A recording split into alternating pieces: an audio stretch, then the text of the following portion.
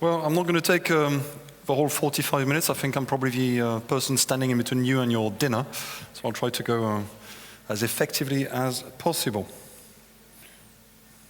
No, that's one.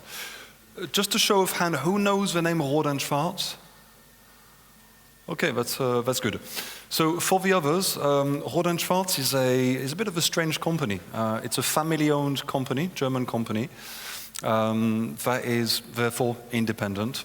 Founded more than 80 years ago in Germany, and everything is run from Germany, with a global presence in about 70 countries, with about 10,000 employees, give or take, and most of the business done outside of Germany. So it's a bit unusual for a company of that size being family-owned. Those are some of the customer and markets that we are active in from a historical perspective. If you have a smartphone, there's a 50% chance that it's tested using Rohde&Schwarz equipment. If you have digital TV over the air, there's a very high chance that the television is delivered to your home using Rohde&Schwarz antennas. If you go to the airport, there's a very high chance that the radio comms in the airport are done using Rohde&Schwarz equipment, so on and so forth. The cybersecurity arm of Rohde&Schwarz is, however, a fairly new company, founded in 2015, with about 400 employees, and it's essentially 4 or 5 companies that together form the group today. We are very proud, or the company is very proud to be German, and that means a certain number of things. In Germany, making IT security is not quite the same as making IT security in America, for example. There's very high standards, very high levels of commitments that we have to provide to the public, to the authorities as well. And we have to comply with a certain number of things, making research and development in Germany, making the hardware manufacturing in Germany, etc., etc. So it's quite intensive. One of our companies, for example, is making firewalls. Well, I'll tell you what, making a firewall in Germany is very different to making a firewall in the US. No backdoor, that must be guaranteed, etc., etc. You've heard all the stories. That's a view of our portfolio. From secure networks to secure comms, secure voice, endpoint encryption, etc., and all of that managed by a common platform for the management of those services and solutions. Today, we'll be focusing on the red square, which is all about layer 2 encryption. So, layer 2 encryption, why is this relevant to you and your customers? Well, first of all, because the needs are very well distributed in many industries, from private and public institutions. So most institutions, whether they're public or private, are connected to data centers, connected to ISPs, connected to telcos. There's the interconnection of those data centers themselves, radio relays, etc., but also some interesting business cases. For example, with the rail networks. In Germany, we encrypt the rail networks with our solution to make sure that when a train comes and the light is green, it really is green, and it hasn't been tampered with. When the light is red, it's also red. Some banks have a use case for encrypting the CCTV networks as well, to make sure that this is not hacked and not tampered with. So there's different business cases. The spectrum of application is very, very wide. So it's wide in terms of how it can be applied. It's also quite wide in terms of why it must be applied. What we found is a lot of our customers, and probably most of you in the room here, have to be compliant with some form of regulation. Whether it's SOX or Basel if you're in the financial services, or the European regulations on data protection if you work with customer or patient or citizen information and data. So there's a whole set of reasons around compliance to those regulations. There's also very key factors to do with the protection of intellectual property.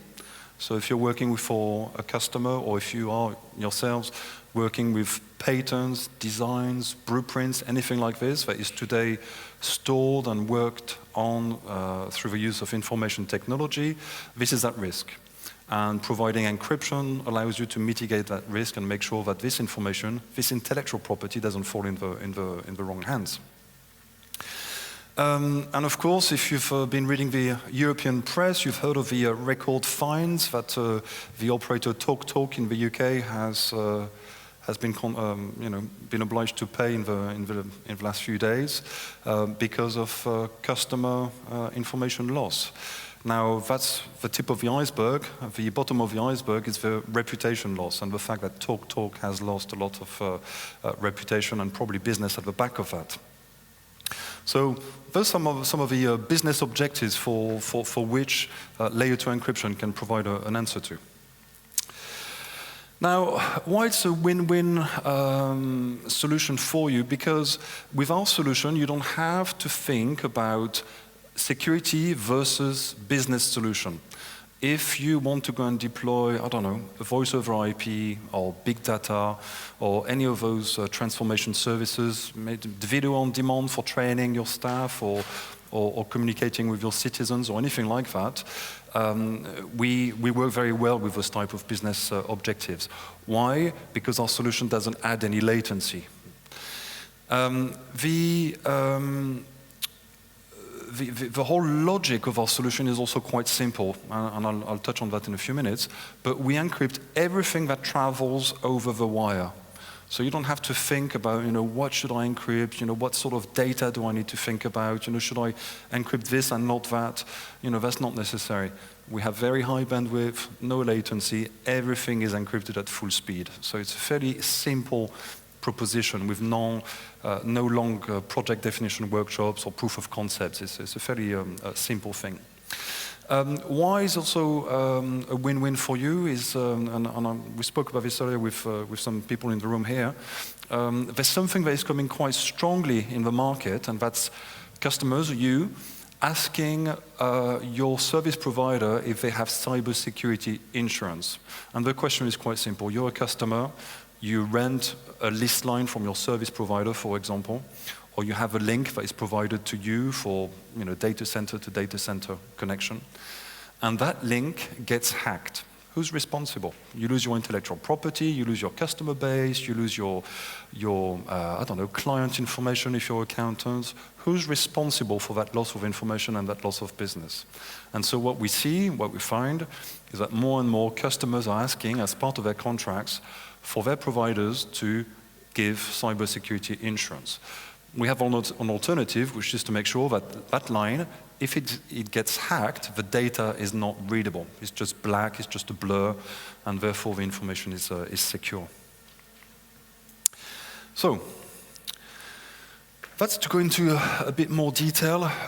In the room, I guess you're all in IT. Probably a show of hand if you're not in IT.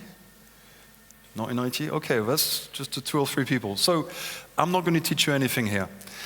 All the network points in the network, but I guess you're in IT, all the network points are very weak, very vulnerable to attacks. Every switch, every router, every access point is a potential point of failure. List lines can be tapped. You can buy something on Amazon for $1,000.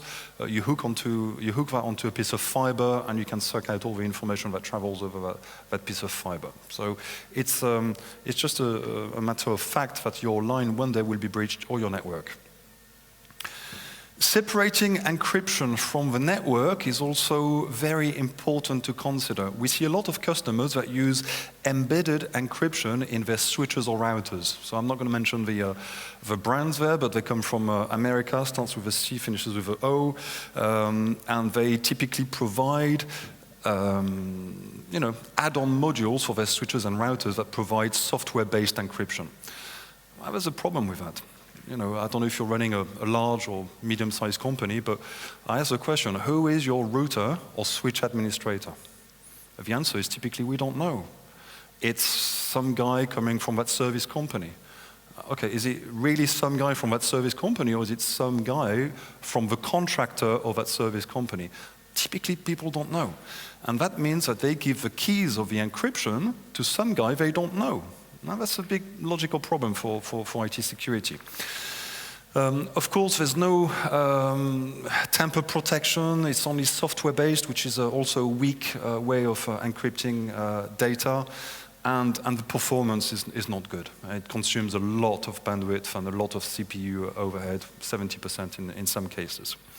The alternative on the right is to provide professional encryption with separated hardware devices. That was designed, actually, in our case, that was designed for the German military at the time for SATCOM communications. And it was designed for very high latency, very low bandwidth situations. So it was designed with performance in mind. It's designed in such a way that the hardware is generated by true random generators with hardware components to create the encryption, elliptic curves. I mean, I'll pass you all the detail. That is as good as it gets. It's used by military services, intelligence services of several European countries. It's, you know, as good as it gets. So that's a picture. I guess you'll all get the slide, so I'll go quite quickly through that. But that's your data on top right when it's not encrypted. In the middle is your data when it's encrypted using some software solution or some embedded software in your switches and routers. And at the bottom, that's how you would see your data when it's encrypted through hardware encryption boxes like the one we provide. So what do we offer? And I'll make a quick pause here. And again, show of hands. I'm sorry I make you participate. It's just to keep you awake. Who's familiar with the Aussie model? I was going, hey, you don't know. So, you know, what's layer 2? Layer 2 is the transport layer, okay?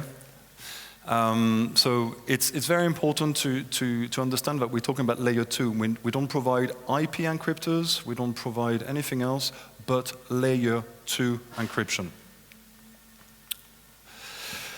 Our solution, like I said, encrypts everything at very high speed. It was designed with absolute minimum latency. We've done a test at a telco in the UK a few weeks ago. The encryption was measured at 3, not milli, but microsecond. So it was very, very, very, very small. It's for layer 2 connections, as I said, with all sorts of setups possible, from WDM setups to MPLS to, you know, whatever. In the form of fiber, copper lines, SATCOMs, RF comms, etc. It's the only modern appliance in the market, and that's just a reference to some of our competitors who have, you know, slightly aging hardware. Our hardware was actually commissioned in the middle of 2014, so it's very recent in the world of hardware encryptors. It's approved by NATO for restricted use, and we have the common criteria certification pending. We've had a firmware update, so we have to redo it, basically. And it's priced in such a way that it's not it's affordable. So I don't use the word cheap. It's not cheap, but it's affordable. It's priced sensibly. So how does it work? Very simple. There's one box at each end of the line. And that's a very simple way to describe it. And with one encryption box at each end of the line, anything that goes in between is fully encrypted. Okay. There's a network management server to manage the keys, obviously, but that's the extent of the solution. And that's true whether it's a point-to-point encryption setup or multi-point or fully meshed. That's also valid. Someone asked me just last week, how many appliances can we have in the same domain? The answer is 3,024. I don't quite know who would need 3,024 hardware encryptors, but that's as high as we can scale. SeedScope is the server I just mentioned, which is the central element, and it's used to configure the network with the encryptors in the network, but also to create and manage the tokens, the certificates, the devices, etc. Now, that's important to understand is having an encryption box at each end is necessary, but you also need to understand the network. There are things in the network that create a lot of traffic, switches, routers, that's an example, accelerators, all sorts of things that need to be taken into account. So with RC scope, you can configure the encryption to take or not take into account some of that traffic, basically. You don't want to create overhead when you don't need it. So, that's just a short description of how it works. Our solution is basically designed as a bump into the wire. So the certificate is created and shared with both, or the master key is shared with both appliances. It generates a session key, and then that traffic can be encrypted and decrypted using that session key. If the network was to go down or the seed scope was to go down, the keys have to be renegotiated, but that happens very, very quickly in less than 5 seconds in practice. Okay, so again, very important to consider. IT security is more than an algorithm. So we have mathematicians working at Rohde&Schwarz to create that encryption solution. We provide a number of very interesting encryption technologies there, from elliptic curves, homemade elliptic curves, to true random generators, etc. But it's also other things that you need to consider. How the keys are created, how the keys are distributed. Is the box itself, I don't have one here, but is the box itself tamper-proof? Or can you open the box and look inside? With our solution, obviously you can't. If you try to open the box, it will reset itself to 0. It's the way it communicates with other systems. So in our solution, it's just an example, we do not provide high availability. We don't. The mean time to failure is very, very, very high. It's counted in years. Every component is hot swappable, from the power to the fans to all that sort of stuff. The fans, just to show you an example of how far we've gone, we didn't like the fans we found in the market, so we've developed our own fans. Because the fans we found in the market, we didn't find them good enough for high mean time to failure. So we don't provide high availability, which means that we don't need a mirror port, and that means we get rid of a security risk in the process. So it's not just the encryption algorithm itself, that's the point here. There's a lot of things that come into play with IT security. So some key takeaways here. It's hardware encryptors, it's hardware-based with true random generators, with, in the higher boxes, several FPGAs, if you're familiar with those. Ultra-low latency, I just mentioned that.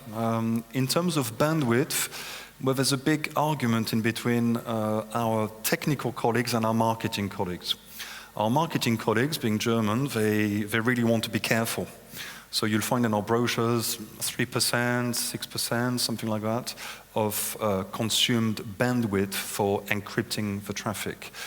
In practice, we're very close to 0 in a lot of times. We did a test on on a video on demand with a telco recently, and the impact was 0. It was measured at 0 bandwidth consumed. But again, marketing colleagues are a bit more careful, so you'll see in the brochures 3 to 6. It's versatile. So if you're in a business that requires RF communications, that's fine. It's layer 2, we do that. SATCOMs, that's fine as well. We do that. Wired, no problem. Small setups, that's fine as well. We have small boxes for small setups. Very large setups, WDM, metro type installations, that's fine as well. We actually completely aligned with MEF standards, so Metro Ethernet Forum standards, as far as our solution is concerned. So, USPs, or I missed that. So USPs, or unique selling points, as they say in English. Security by design. So IT security made in Germany is not a small thing. I just mentioned that, but it's very important that we do things right. So everything has been designed to be secure, and every step has been taken to make sure that every component in the system is secure, not just the encryption algorithm. There's no backdoors. That's an obvious one. It's made in Germany, not the US. There's an absolute commitment to engineering. So if you like German products, you won't be disappointed with this one. It follows the same trend. It's made by engineers for engineers.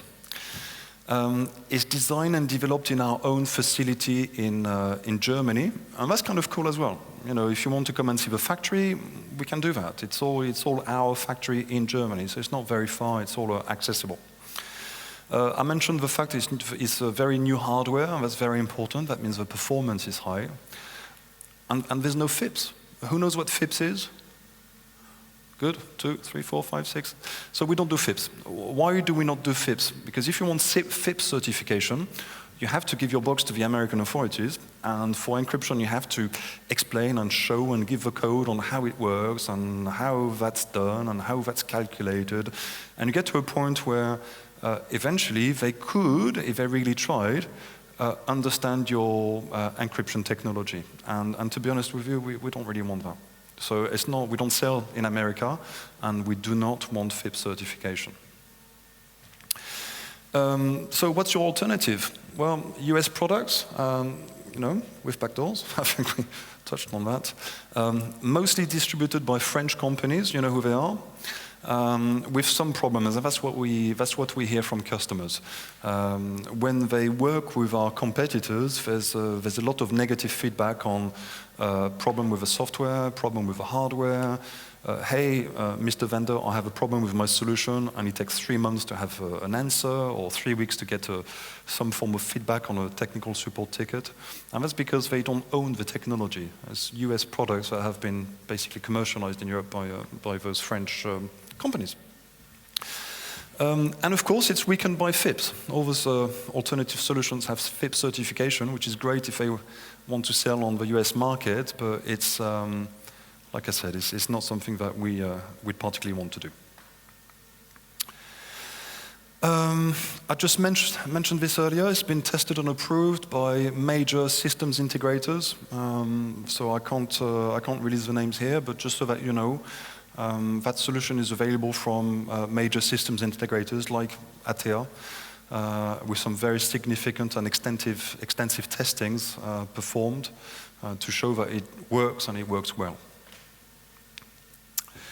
Deployment scenarios, I touched on this, but I'll just repeat it. We handle all sorts of scenarios. EPL, EVPL, ELAN, EVPLAN, all sorts of configurations are possible. We also have the possibility to create groups. So I don't know all of you here, but if you have large setups, large installations, we can divide this up in groups. So it's useful for example, global companies or very large companies that want to have a group, for example, I don't know, Asia, Pacific, North America, Europe, or whatever. That's fine. We can create groups and manage groups as well independently from each other. We have a new feature that's coming in Q1 of 2017, which is a bit beyond my technical understanding, and it's called port aggregation and inter-chassis control protocols. I'm sure you all know what this is. Yeah? I don't. In terms of sizing, so there's a good range. From the smaller appliances, those are, for example, deployed in industrial scenarios or transport, to the larger ones, all the way to 40 gig per second. So the way you go from one to the other is also quite practical. You can go from a 1 gig appliance to a 10 gig appliance with a firmware update, and to 40 gig with a license update. So the hardware can cope with growing needs. So if you're in a scenario where you think, well, for example, you're an ISP or a telco, and you think, yeah, I'd like to try this with customer A, And we'll start with, I don't know, 1G, and next year the customer is upgrading the bandwidth to 10G for argument's sake. You don't have to change the hardware. You can just upgrade the firmware or the license to get to a higher speed. Support from Rohde&Schwarz is something we're very proud of. So because we own the solution and we own everything about the solution, we can provide all the services. So pre-sales, webinar, trainings, but also, and this is interesting in some scenarios, provide a direct link into our research and development. So there are situations, for example, if you work in the public sector, where we can make custom-made encryption algorithms. So at country level, I don't know, Estonia, for example, could say, we like it, but we don't want the same algorithm as, I don't know, I'll pick an example, Russia. We can do that. That's fine. And just to finish, we were winner of the German Data Center Award in 2015 for innovation. And that's me done. I was trying to go fast enough to be able to answer some questions if you have questions. If you don't have questions, that's fine as well. Thank you very much.